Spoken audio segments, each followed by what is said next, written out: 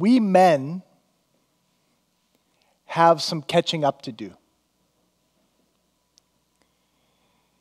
Since the 1950s, let's say,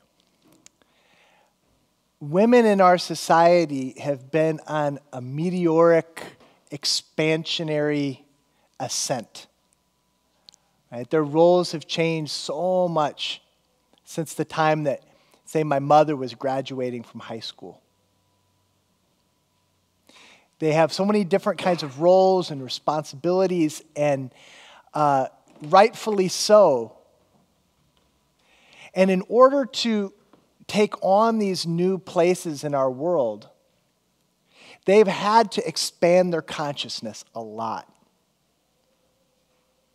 So since the 1950s, so many things have expanded, like therapy, different kinds of self-help, the whole self-help publishing industry. And these days we have yoga, meditation, Pilates, Eastern spirituality. So many resources and so many festivals, so many magazines. And it's not to say that all of that is only for women, because after all, we're here. Most of the people here, most of the men that are here as part of this yoga and spirituality festival, okay? But still, in any given event, be it this or be it one of my mixed gender retreats, generally there's about 85% women and 15% men. In that 15% men, it's still a smaller percentage that are heterosexual men. And what I started to ask, and what so many of my women students were begging me to ask, was, where are the men? What are the men doing? For years and years, so many of my students, my female students, would say, oh, I wish my husband would come. I wish my husband would come on retreat. I wish my husband would meditate with me. I wish my husband would come to yoga with me. It's such an important part of my life, but he's just not into it. And at the same time, the women students, were getting more and more powerful, more and more enlightened, more and more evolved. And then where were we? So there are a lot of men also. Again, the percentage is much smaller, but there are a lot of men who have thrown themselves into yoga, have thrown themselves into Eastern spirituality with gusto. And I count myself among them, and awesome. It's a beautiful thing that we're doing. But here's the thing. In my experience, all men, whether the men who are here or the men that are at home not wanting to be here, are kind of missing out. Because the men who are not here are just missing out on the whole evolutionary thing, by and large. And the men that are here, many of us anyway, are missing out on having our whole masculine being in our spiritual practice.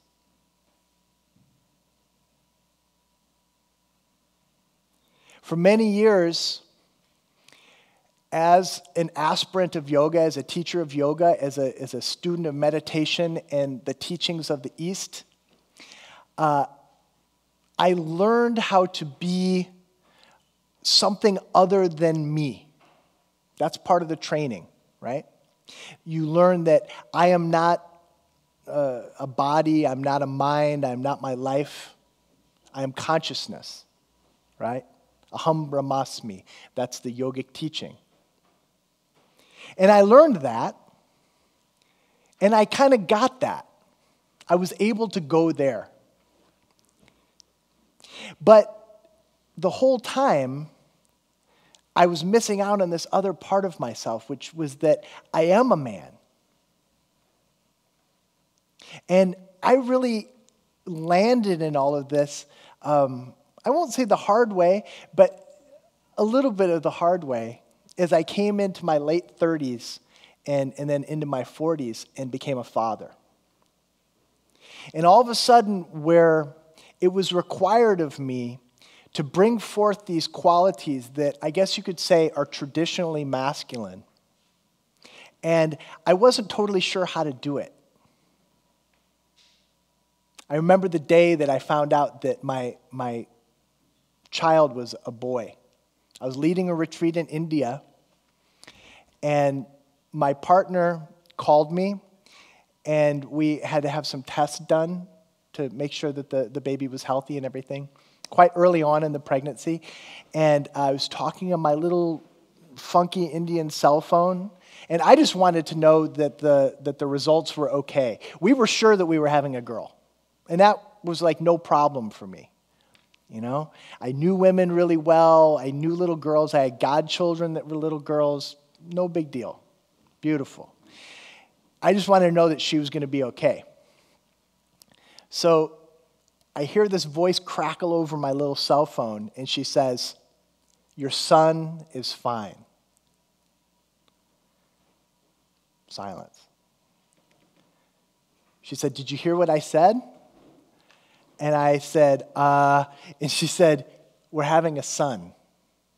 You're having a son. And he's fine." And I want to say that I was so happy in that moment. I want to say that I was just like, yes, I'm having a boy. But it wasn't like that. It felt like a kick in the gut. For some reason, it felt so much more serious to me. All of a sudden, I realized that I had to walk a deep path and fast. Because when I realized that I was going to have to raise a little boy into a big boy, into a young man, and then in whatever way I could teach him to be a man, I realized that I myself didn't totally know. When I realized that I was going to be the father to a boy, suddenly this boy's relationship to my father moved into the foreground, and that was a mess at that point. My father was long since passed away, but that was one of those big pieces of unfinished business that left my heart like a car with only 3 wheels. As long as it didn't lean in that way, I could keep going. But if I had to face that part of myself, if I had to sometimes interact with other men, I didn't totally know how to. I had read the great men's work authors when I was in college, and I was even in men's groups. And we read Iron John, and we read Sam Keen, and all these great pioneers of what came to be known as the men's movement back in those days. I read it all, and I loved it, and I felt like I kind of got it. But when I realized that I was going to be a father to a boy, man, I hightailed it back to New York from India and dusted off Iron John and clamored together a men's group and just realized I had to get real serious with this work real fast. Because for most of us, our fathers didn't really teach us how to be men. Because by the time, I was born in 1971, my father was born in 1925, they didn't necessarily know themselves. And if they did, they were too busy to teach us. And certainly by 1971, we were living in a situation where there weren't a lot of other men around aside from him, and he was always at work. Doesn't this sound familiar to you? It's not like a situation where our father worked with a bunch of men and we would go down to the mill with dad and all the uncles and be in their presence and have them teach us how to work in the mill and how to be men and how to talk about our feelings and how to have recreation after work. Most of us didn't have that. I certainly didn't. And at that point, I was already, a spiritual teacher. I was this evolved yogi. So I had long ago rejected what I thought of as brutal examples of masculine energy, right? I wasn't going to be like the football guy, the tough guy. Those were the guys that beat us up in high school. I wasn't in the military, although most of the brothers and my father and grandfather and my family were all military people. I never did that. I went to the ashram. I went to India. I was singing Hare Krishna, when my brother was learning how to shoot a machine gun. I had put all of that stuff into this category of not okay. It's not shanti. It's not love, because I decided I'm all about love. I'm all about evolution, right? I didn't know how to do that evolutionary thing and also honor what I am. I am a man. And there are things about me, because I'm a man, that need to be addressed, that need to be fed for me to be whole. So what we're looking to do is to create a paradigm for transformational work that is masculine. The same way that the predominant paradigm for transformational work right now is feminine. I'm saying predominant. So then what happens is for a man to enter into the current paradigm, we need to go into our feminine energy. Like in the language of yoga, the feminine and masculine energies are talked about as Shakti and Shiva. Have you heard this? Shiva and Shakti. And so women in this community have found their Shakti. They've found their power. They've found their feminine goddess beauty energy. Just go to any of these classes here at the festival, or go to the dance floor. Watch the spectacular, the performances. And many of us men have learned how to get into our Shakti too, and get into our feminine energy, and listen and make eye contact and do long hugs. And be vegan and find these different ways to open ourselves and open ourselves and open ourselves. But what we haven't found is we haven't found our Shiva. Maybe we found it a little bit because we learned about Shakti and Shiva in a yoga class, and we sort of found some kind of stability or that masculine principle of steadiness in yoga. But for the spiritual guys, for the guys who are in the evolutionary work, the question is, how do you get that Shiva energy in your life? What does that Shiva energy look like in your relationships? How does that Shiva energy manifest in how you deal with your money? How you manifest your vision in your life? How you defend your truth in your life? Where's your Shiva there? And for all the other men, the men that aren't into this evolutionary work, I'm interested in creating a paradigm that doesn't scare them away. With a lot of the men that I work with today, maybe they're military men or they're men that when they look at something like a yoga scene or a meditation retreat, from 1,000 feet away, it looks like something that is not for them. The same way that a car show or something like that from 1,000 feet might feel to the average woman like that's not for them. I'm not talking about turning our meditation retreats into car shows or football games. But what I am talking about is finding a way, and I'm speaking to the men who are already kind of into the evolutionary thing now. If we can find a way to do our evolutionary work and really embrace our masculine power in a way that is still free, it's still high, so that we can have something that appeals to all of those other men. There are millions and millions of men sitting at home when their wives go off to the transformation weekend or the spa or the yoga class. It might be that we have to create new stuff, maybe. But what I'm finding when I work with men is that a lot of old stuff works pretty good. There's a certain kind of man that can find their spirituality in a yoga room. But I find that it's a lot more helpful for most of the men that I work with to take them outside. Let's go to the woods. Yeah, let's have a conversation. Let's have a deep conversation. Let's even cry and really open our hearts together.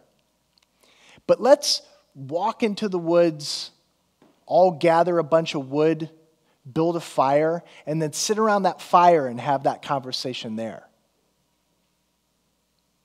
Let's try to have a conversation where it's just us, where it's only men. It's a completely different conversation that happens. When you have a room full of men and they feel like it's a safe space and it's only men, we talk about different stuff in a different way, the same way that women do. If women are in a space that they feel safe and it's only women. They figured that out a long time ago. For most men, we're very cut off from each other in an intimate way, even if we work with each other. And this goes for the evolutionary kind of yoga men, and it also goes for the traditional kind of masculine firefighter military men. Even though they work together, they don't necessarily know how to really open their hearts to each other yet. It's something that they have to learn too. But what we find, one of the biggest ahas, is when we get a bunch of men together and I just say, don't you feel like you're all alone? Don't you feel like it's sort of you against your life? And all the men sort of go, yeah. And when we can shift that, when we can get men to where they're in relationship with each other in a masculine way where they can support each other, there's just nothing like it. There's just nothing like having some brothers to be able to share your weakness with and work stuff out, hash stuff out, so that then you can go home with strength. We don't have to share every single fear and every single worry that we have with the woman in our life. They don't want to hear all of that. Nor do they want us to stuff it down the way that my grandfather's generation did. And they just didn't acknowledge that they even had any feelings. What we're looking at is a paradigm where the men evolve just like the women do, because especially for the heterosexual men, in this community, in the community of evolved people, we are partnering with strong women, awake women, women who know themselves. And we need to do the same thing so that we can match them, not so that we can be above them, because in this paradigm that I'm talking about, we all rise.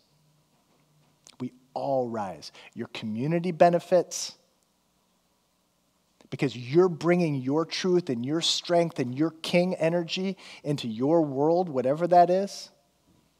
The relationship flourishes. But most importantly, there's a happiness that I'm so interested in men tasting, because it's something that I've learned to taste. By embracing this part of myself and learning how to feed this part of myself, you could be deeply, deeply happy. Strong, powerful, masculine, free. It's a new paradigm for male spirituality. Thank you very much.